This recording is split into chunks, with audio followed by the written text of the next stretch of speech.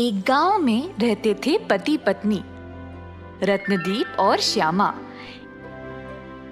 इनकी एक प्यारी सी बेटी थी सौम्या।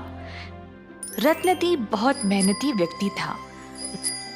वह सब्जी मंडी से सब्जी खरीदकर बाजार में बेचता था।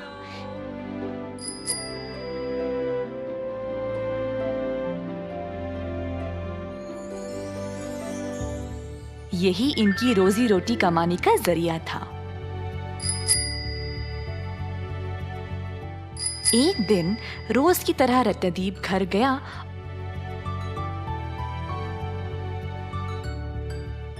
और अपनी पत्नी को कमाई सौंप दिया। श्यामा पैसे गिनते गिनते ख्यालों में डूब गई। अभी के लिए तो ये पैसे हमारे लिए काफी है, पर हम सौम्या को अच्छी स्कूल में कैसे भेजेंगे? अचानक से उसके दिमाग में एक विचार आया। सुनिए जी, इन पैसों से हम जी तो रहे हैं, पर हम सौम्या को अच्छी स्कूल में नहीं भेज पाएंगे। आधी कमाई तो वापस सब्जी खरीदने में ही जाती है। क्यों ना हम खुद की सब्जी उगाए हमारे ही जमीन पर, फिर हम मुनाफा कमा के बच्ची को अच्छे से स्कूल में डाल सकते हैं। हाँ, तुमने सही बोला। लगता है अब यही करना पड़ेगा। ऐसा सोचकर रत्नदीप गया खेत को हल करने के लिए। जमीन को जोतते समय अचानक से रत्नदीप का हल कोई सख्त चीज से टकराया। रत्नदीप और खोदने लगा।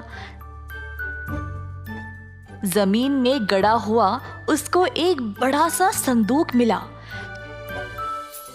संदूक को उसने रस्सी से बांधा और फिर जोर लगा के उसको निकाल खींचा।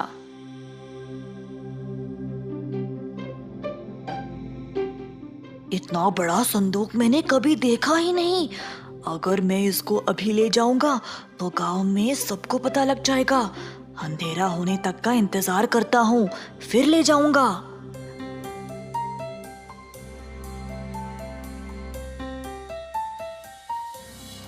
रात होते ही रत्नदीप संदूक को घर ले गया। पत्नी अपने पति के सर के ऊपर इतना बड़ा संदूक देखकर हैरान रह गई। ये बक्सा क्या है? किसका है? सवाल करना बंद करो और जल्दी से दरवाजा पर ताला लगाओ। श्यामा ने तुरंत दरवाजा को बंद किया और संदूक को रत्नदीप के सर से नीचे उतारने में मदद की। ये संदूक आपको मिला किधर? सुबह जब मैं जमीन में खोद रहा था तब मिला। मुझे लगा कि अगर दिन के समय में इसको यहाँ ले आऊं तो सब लोग देख लेंगे ना, इसीलिए मैंने रात होने तक का इंतजार किया। पर अंदर है क्या? मुझे खुद नहीं पता, मैंने अभी खोला नहीं। चलो खोलते हैं। संदूक को खोलते ही दोनों अंदर भरा पड़ा कीमती रत्न और सोना देखकर आश्चर्यचकित रह गए। हाय, ये तो इतना सारा सोना है। अरे हाँ, हम बहुत भाग्यशाली हैं कि हमको ये खजाना मिल गया। वाह, अब तो इतनी मजदूरी करने की जरूरत नहीं। हम इन गहनों को बेचकर आराम से जी सकते हैं और सौम्या को तो सबसे बढ़िया स्कूल में भेज सकते हैं। ऐसा कहकर दोनों सोने चले गए।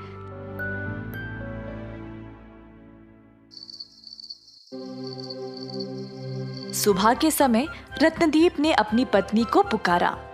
श्यामा, उस संदूक से थोड़ा सोना ले आना। जी, अभी आई।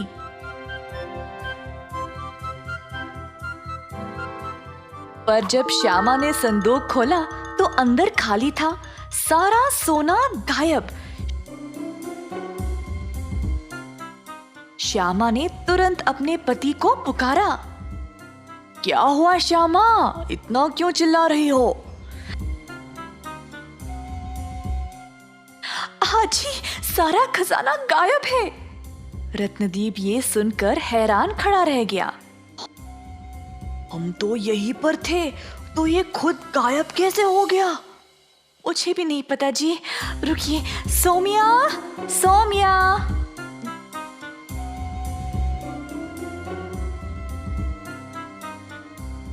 जी माँ। तुमने इस संदूक में कुछ सोना देखा क्या? नहीं माँ, मैंने तो कुछ नहीं देखा।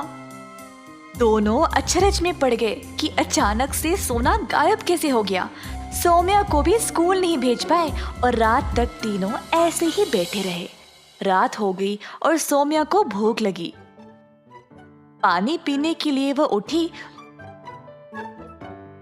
तो उसने देखा कि संदूक में सोना भरा पड़ा था। माँ, बापू। जल्दी से माँ बाप दौड़ते हुए सौम्या के पास आए। माँ, ये देखो, संदूक में सोना है। आपने मुझे सुबह इसी संदूक के बारे में पूछा था ना? पति पत्नी ने जब अंदर देखा तो संदूक वापस खजाने से भरा पड़ा था। हाय, सुबह तो ये खाली हो गया था, अब अचानक से फिर से कैसे? मुझे लगता है कि हमारे किसी करीबी ने ही चोरी की है और फिर उसको गलती का एहसास हुआ होगा तो वापस रख दिया होगा। और कैसे संभव है कि ये खजाना अपने आप गायब हो जाए और आ भी जाए वापस? मुझे यकीन ही नहीं हो रहा है कि सोना वापस आ गया। अब तो सोना मिल गया ना माँ, अब आपस में खुसफुस क्यों कर रहे हो? सुबह से कुछ खाया ही नहीं, अब तो खा ले हम। तुरंत श्यामा ने खाना पकाया। खाना खाने के बाद सौम्या सोने चली गई, पर पति पत्नी को लगा शायद कोई फिर से चोरी करेगा, तो दोनों रात भर संदूक पर नजर रखे बैठ गए। पर सुबह खजाना फिर से गायब हो गया था। ये कैसे संभव है? अपने आप गायब कैसे हो सकता है ये? अब तो आपको यकीन हुआ ना? शायद शाम तक वापस आ जाएगा। देखते हैं। उस दिन भी दोनों कोई काम नहीं कर पाए और शाम का इंतजार करते हुए बैठ गए। रात होते ही खजाना अचानक से वापस आ गया और दोनों हैरान रह गए। ये क्या जादू है? सुबह में गायब और शाम को वापस खजाना आ जाता है।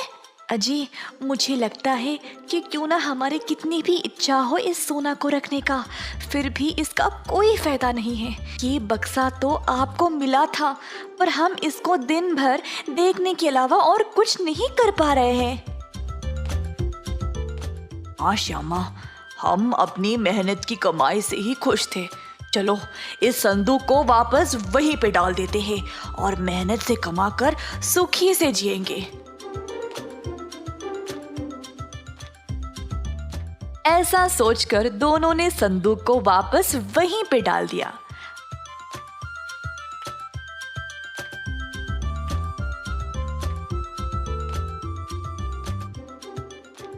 अपनी योजना के अनुसार उन्होंने अपने जमीन में ही सब्जी उगाना शुरू किया। इन सब्जियों को बेचकर खुशी से रहने लगे